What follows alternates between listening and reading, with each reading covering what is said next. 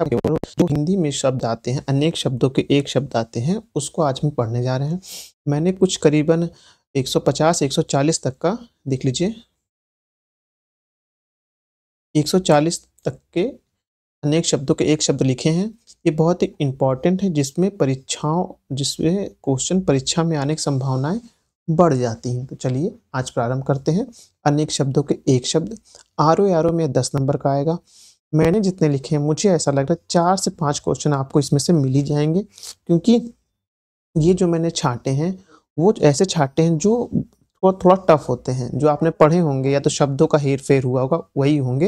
हाँ, ये important topic है।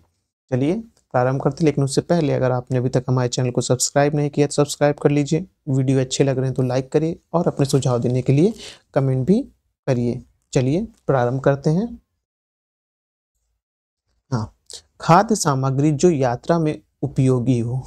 खाद्य सामग्री जो यात्रा में उपयोगी, उसे क्या कहेंगे? उसे पार्थे कहेंगे। ये देखिए, पा पाम बड़ा मतलब था में एक मतलब या पार्थे मैंने साफ लिखे हुए थे, लेकिन जब वो स्कैन करते हैं तो वो पता नहीं कैसे ये ब्लर हो जा रहा है हल्का हल्का।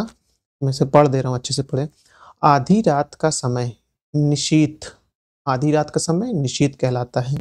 जिसके पास कुछ भी ना हो, अकिंचन। ये बहुत इंपॉर्टेंट, ये कई परीक्षाओं में पूछा गया है, जो यूपी से रिलेटेड इसमें अनेक शब्दों में एक शब्द आए हैं कि जिसके पास कुछ ना, उसे अकिंचन कहते हैं। यहाँ देखिए एक बिंदी भी लगी रहती है, अकिंचन कहते हैं। मोक्ष की इच्छा, जो मतलब कि मोक्ष की इच्छा रखता है, उसे मोक्ष कहते हैं। देखिएगा सभी में छोटा ऊ की मात्रा लगी है। ये आपको जो मैं ये भी लिख रहा हूँ, मैंने बहुत ध्यान से लिखे हुए हैं। जो शब्दों में जो गलतियाँ हो त्रुटियाँ होती है ढूंढने के लिए, अशुद्ध शब्द और शुद्ध शब्द में, तो ये वो भी आप ध्यान रखिएगा। मोमोच में तीनों शब्दों में आपको नीचे छोटा ऊ की मात्रा मिलेगी। अब रंगमंच के पीछे का स्थान नेपथन कहते हैं। ना नाम एक ही मात्रा, पा आधा था या नेपथन कहते हैं। सही से इसमें दिख नहीं रहा है, नेपथन कहते हैं। ये ध्यान रखिएगा कि जो रंगमंच या तो जो स्टेज पे परफॉर्मेंस होता है, उसके पीछे का जो भाग, जहाँ जो प्रदर्शनकारी जो भी नेता अभिनेता होते हैं वो खड़े होते हैं, उसे क्या कहते हैं? उस स्थान को नेपथन कहते हैं। जिसका जन्म कन्या के गर्भ में से हुआ हो, उसे कानीन कहते हैं। क्या कहते हैं? उसे कानीन कहते हैं। जिसका जन्म कन्या के गर्भ से हुई, ये ध्यान रखिए, जिसका जन्म कहाँ से हुआ? कन्या के गर्भ से हुआ हो।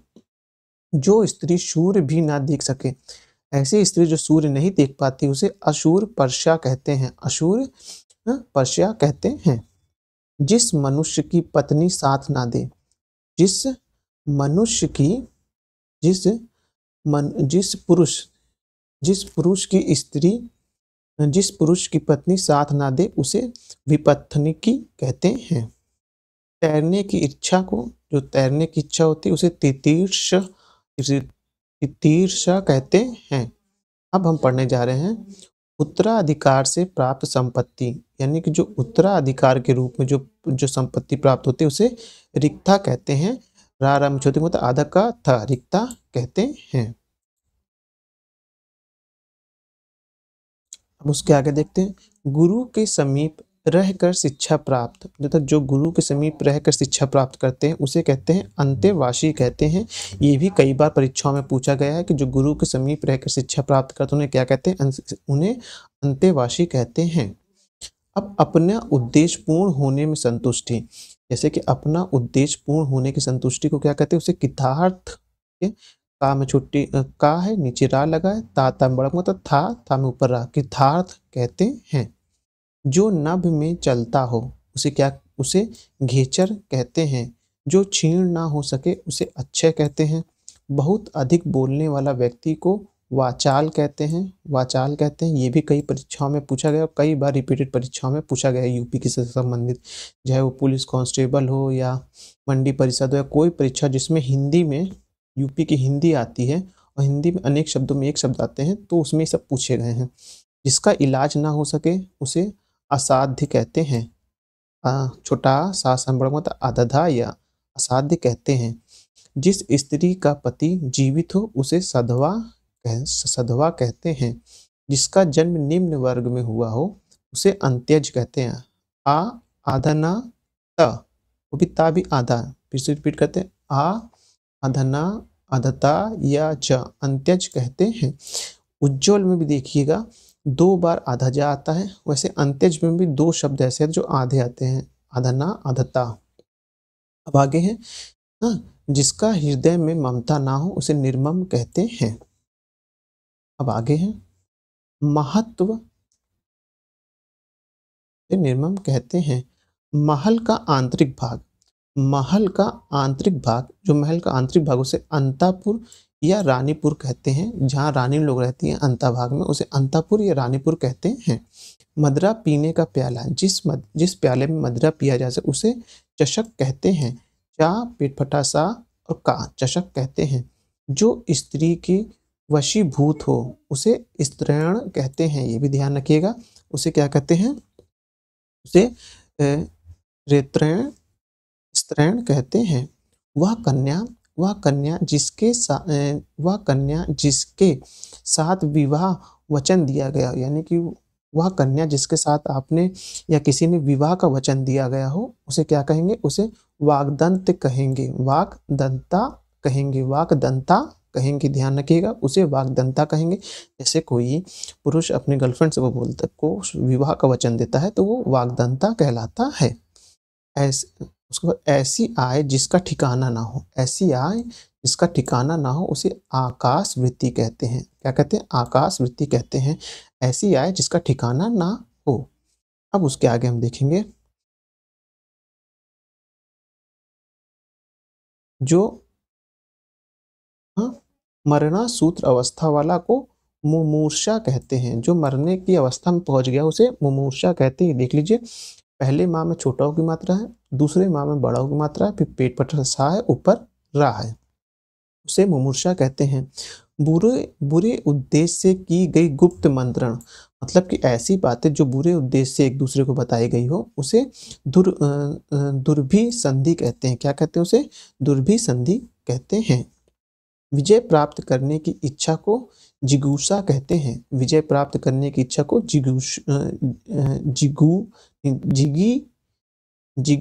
जिगीषु कहते हैं।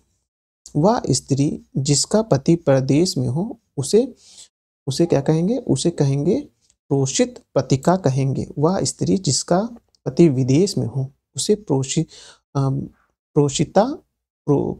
प्रोषिता पतिका कहेंगे। क्या कहेंगे, उसे प्रोषित पतिका कहेंगे।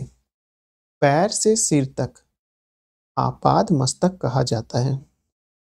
अब है देखेंगे अनुचित बात को आग्रहण करने वाला, वह बात जो अनुचित होती है उसको ग्रहण करने वाला क्या होगा, क्या कहेंगे, उसे दुराग्राही कहा जाएगा। जिसका निवारण अत्यंत कष्ट से हो उसे दुर्निवार कहा जाएगा।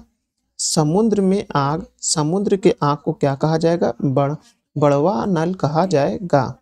जिसका अनुभव इंद्रियों से ना हो उसे इंद्रजीत, देखिए मैंने शॉर्ट में लिखा था, या अतीन्द्रिय कहे जाएगा।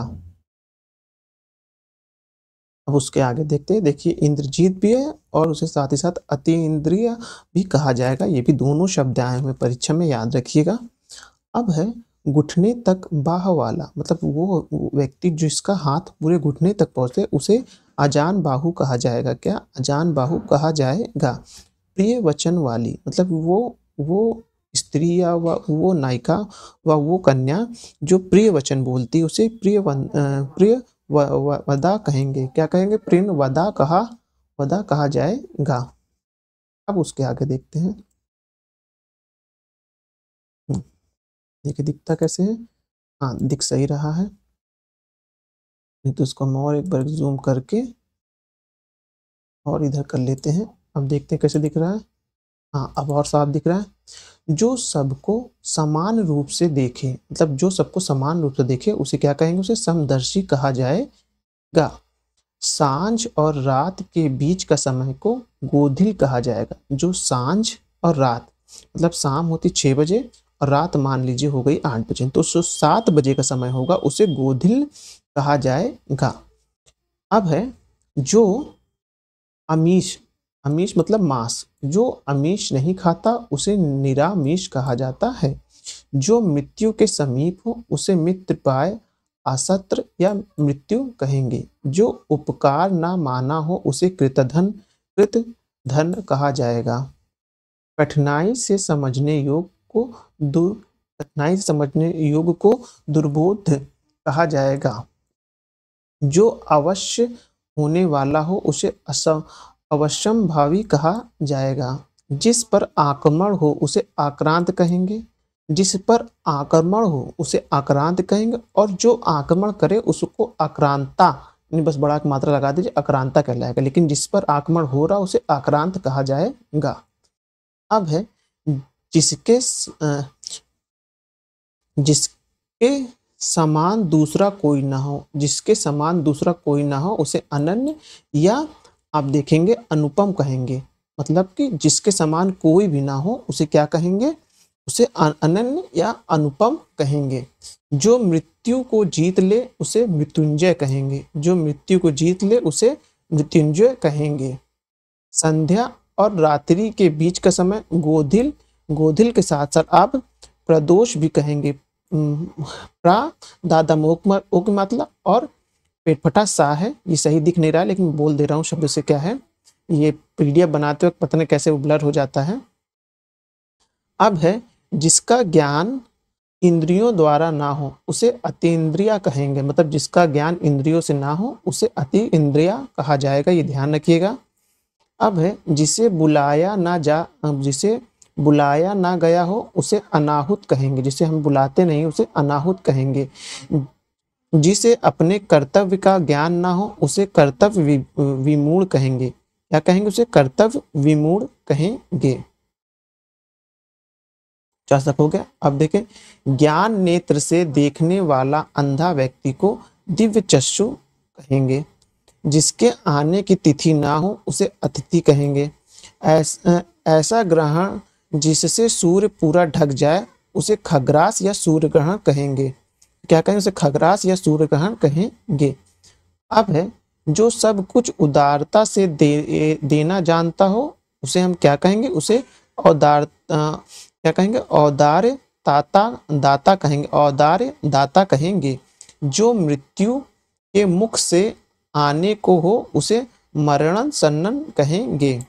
जो गणना के अयोग्य हो उसे नगण्य कहेंगे। मन की बात जानने वाले को ममर्षग कहेंगे। ये ममर्षग कहेंगे।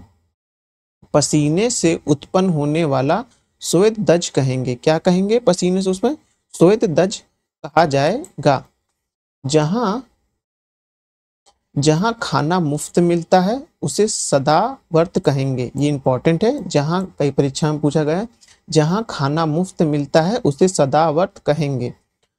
उसके बाद पति के द्वारा छोड़ दी गई स्त्री को क्या कहेंगे, परिव्यक्तता कहेंगे। वनस्पति का आहार करने वाला, जो मतलब वनस्पतियों को खाता है या आहार बनाता है उसे वनस्पत व्याहारी कहा जाएगा। जिसकी गहराई नापी ना जा सके उसे अथाह कहेंगे। जो कठिनाई से मिले उसे दुष्प्राप्त कहेंगे। दादा में छोटा हो की मात्रा, आधा पेट पठा, शा, फिर प्रामता, फिर पा है, फिर या है, दुष्प्रशा कहेंगे। अपने मन को मानने वाला उसे क्या कहा जाएगा, अपने मन को स्वमतालंबी कहेंगे। क्या कहेंगे, स्वमतालंबी कहेंगे। उसके बाद है परदेश से सुना हुआ, नहीं सॉरी, परंपरा से सुना हुआ। जो मतलब कि परंपरा सुन के आगे बढ़ा हो, जो परंपरा से हमने सुनी हो उसे अनुश्रुति कहा जाएगा।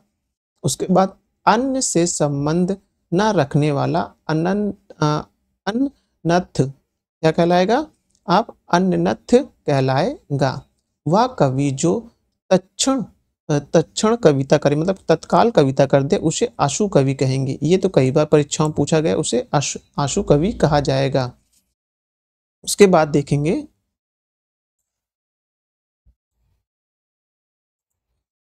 अब उसके आगे देखेंगे, कहीं बात को बार बार कहना, कोई बात को हम बार बार कहते हैं उसे क्या कहते हैं, पुनरावृत्ति या उसके बाद देखेंगे पिष्ट पेषण कहा जाएगा। जो छाती के बल गमन करता, जो छाती के बल चलता उसे उरग कहेंगे। ये ध्यान रखिएगा, ये भी कई परीक्षाओं में पूछा गया है। जिसमें युद्ध करने की इच्छा हो, मतलब जो युद्ध करने के लिए हमेशा तत्पर रहता हो, उसे युयुत्सु। या में छोटा की मात्रा, फिर या में छोटा की मात्रा, फिर आधा सा, फिर यानी आधा ता, फिर सा में ऊ की मात्रा, उसे युयुस्त कहा जाएगा। जिसका माप तौल हो सके उसे परिमेय कहेंगे। अतिथि सत्कार की भावना आतिथ्य कहा जाएगा। तुरंत उत्पन्न होने वाला सूझबूझ, मतलब जो तुरंत उत्पन्न हो जाए, क्या करना है क्या नहीं करना, उसे प्रत्युत्पत्तिमति कहा जाएगा। पैर से लेकर सिर तक उसे आपाद मस्तक कहा जाएगा। अब देखते हैं आगे कैसे दिख रहा है इसमें। हाँ, इसमें सही दिख रहा है। जिसमें आगे देखेंगे 74वां नंबर, जिसके हृदय की चोट पहुंचा हो, मतलब जिसको हृदय से चोट लगा हो, उसे क्या कहेंगे, उसे ममाहित कहा जाएगा। जो बात वर्ण से परे हो, मतलब जो बात वर्णन से परे, उसे वर्णनातीत कहा जाएगा। जिसके पास कुछ भी ना हो उसे अंकीचन कहा जाएगा। बहुत मंद गति का कार्य को मंथन कहा जाएगा। जो अपने कर्तव्य का निश्चय ना कर सके उसे किंकर्थ व्यवमूढ़ कहा जाएगा। ये जो लिखा है ये ध्यान से रखिएगा। हाँ, ध्यान से रखिएगा। अनेकों युग में चलने वाला सनातन कहा जाएगा। अनेकों युग तक चलने वाला उसे सनातन कहा जाएगा।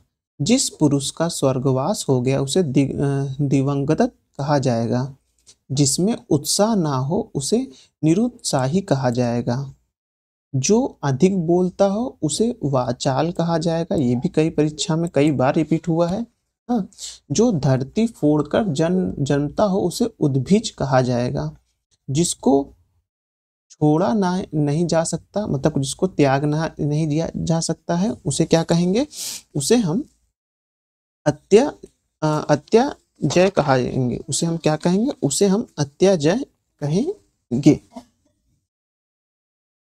उसे हम अत्याजय कहेंगे। ठीक है, आगे देखते हैं। जो आंखों से सुनता हो उसे चक्षुश्रावा कहा जाएगा।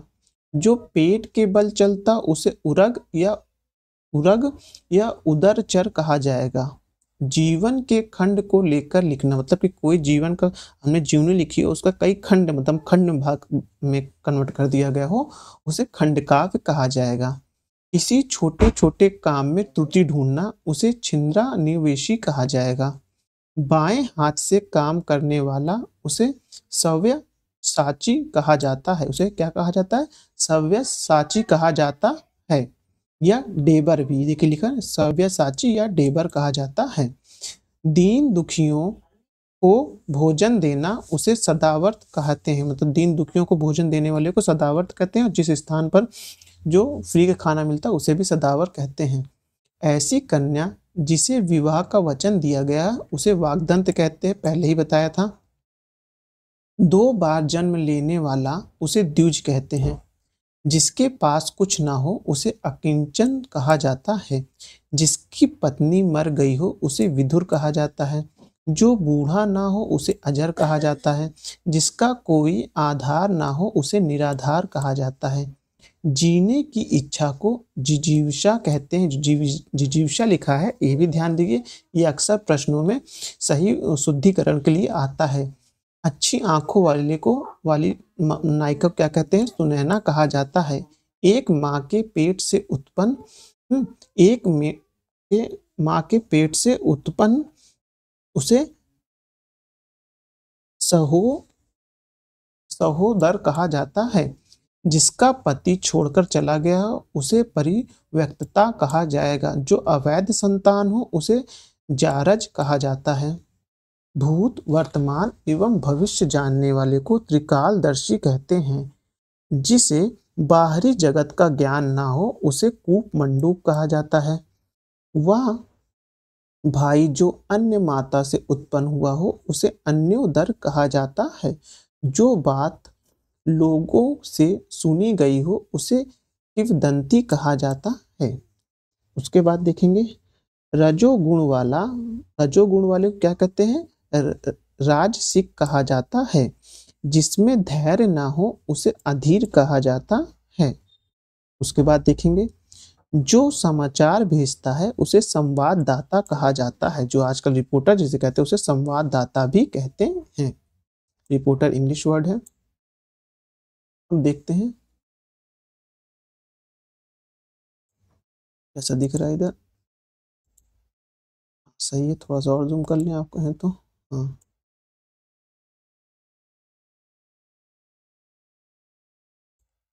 अब देखते हैं कैसा दिख रहा है। हाँ, या और अच्छा दिख रहा है। चलिए, एक दूसरे पर आश्रित होना अन्योन्याश्रित होता है। बिना घर का उसे अनिकेत कहते हैं। जो इसका घर ना हो उसे अनिकेत कहते हैं। किसी ग्रंथ में जोड़ा गया भाग अन्य व्यक्ति द्वारा उसे छेपक कहते हैं। मतलब कोई घर, मान लीजिए कालिदास ने कोई काव्य लिख दिया, हाँ, उसमें किसी और व्यक्ति ने एक खंड और जोड़ दिया, एक भाग और जोड़ दिया, तो उस व्यक्ति को छेपक कहा जाएगा। हर समय देर से काम करने वाला दीर्घ सूत्री कहलाएगा। जिसे पार करना कठिन हो उसे दुर्गम कहलाता है। जो अभूष एक मिनट रुकिए। जो अभूष सर का धारण करे उसे शीर्ष स्तर कहते हैं। शीघ्र प्रसन्न होने वाला उसे आशुतोष कहते हैं। जिसके समान दूसरा ना हो उसे अप्रतिम कहते हैं। क्या कहेंगे? अप्रतिम कहेंगे। अब 117वां देख लेते हैं। जहां पहुंचा ना जा सके उसे अगम कहेंगे। किसी विषय की पूर्ण ध्यान किसी विषय की पूर्ण छानबीन करना उसे विवेचना कहेंगे। अक्सर आप देखेंगे लिख के आता है कि कोई प्रश्न लिखता है उसके लास्ट में लिखता है इसकी विवेचना करिए, मतलब उसकी पूरी छानबीन करना है। जो तत्काल उत्तर दे उसे प्रत्युक्त प्रमति कहा जाएगा। एक स्थान पर न टिककर रहने वाले को क्या कहेंगे? यायावर कहा जाएगा। जो एक स्थान पर नहीं टिकते उन्हें यायावर कहते हैं। अब पूछने योग्य जो होगा उसे पृष्ठवय कहा जाएगा। युद्ध करने की इच्छा को युयुत्सु कहा जाएगा। 2 है। उसके बाद अब आगे देखते हैं। दोपहर के बाद का समय उसे अपराह कहा जाता है। जिसे भुलाया ना जा सके उसे अविस्मृति कहा जाएगा। जहाँ पृथ्वी एवं आकाश मिले उसे क्षितिज कहा जाता है। जो बिना बुलाए आए हो उसे अनाहुत कहा जाता है। अब है जो अभी तक ना आया हो उसे अघटित जो मतलब कहने मतलब है जो अभी तक ना आया हो उसे अघटित कहा जाता है। उसके बाद है जिसे कठिनाइयों से प्राप्त किया जा सके उसे दुष्प्रया कहा जाता है। जो मतलब जो कठिनाई से प्राप्त हो सके, आपका लक्ष्य बहुत कठिनाई से प्राप्त होगा तो उसे क्या कहा जाएगा? उसे दुष्प्रयात कहा जाएगा। अब आगे देखते हैं 129वां वाला। ग्रंथ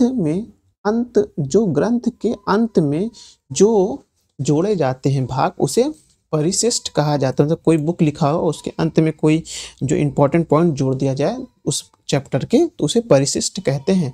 आप ये चीज़ जब आप स्पेक्ट्रम पढ़ेंगे तो उसमें देखने को मिलेगा कि जो कोई भी चैप्टर खत्म उसके लास्ट में मेन अंश को दिया जाता है। अब है जो दूसरे का भला करे उसे परार्थी कहते हैं। जीवन जीने वाली दवा को प्राणदा कहा जाता है। अब उसके बाद देखेंगे, ये याद रखिएगा, जीवन जीने वाली दवा को प्राणदा कहा जाता है। ये यूपी की कई परीक्षाओं में पूछा गया है।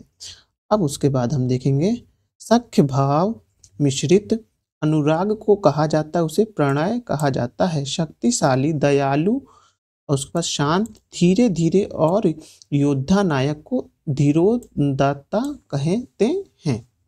वह नायिका जिसका पति अपने परदेश में हो और वह नायिका दुखी हो उसे प्रोषित पातिका कहा जाता है। उसे क्या कहा जाता है?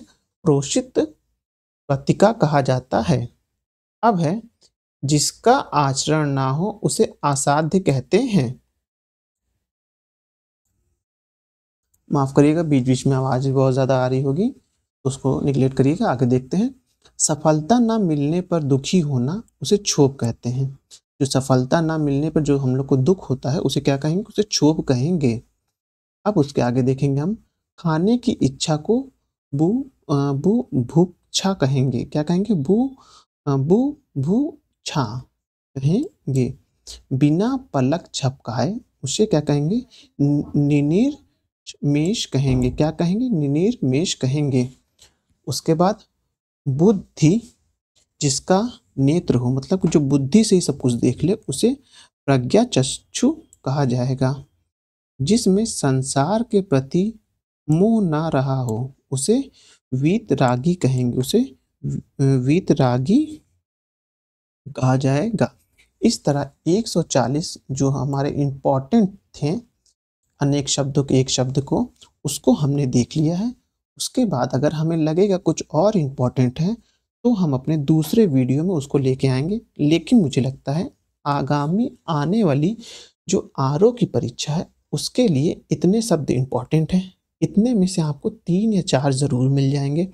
तो इस तरह अगर आप, यानी कितने मिनट का वीडियो हुआ, इस 26 या 27 मिनट के वीडियो में अगर आप इतना पढ़ लेते हैं या एक बार देख लेते हैं, 2 बार देख लेंगे, तो आपका 3 से 4 प्रश्न मिलना एकदम संभव हो जाएगा। आपको 3 से 4 नंबर का संभवता जरूर आएंगे। तो चलिए वीडियो यहीं समाप्त करते, लेकिन उससे पहले अगर आपने अभी तक हमारे चैनल को सब्सक्राइब नहीं किया तो सब्सक्राइब कर लीजिए।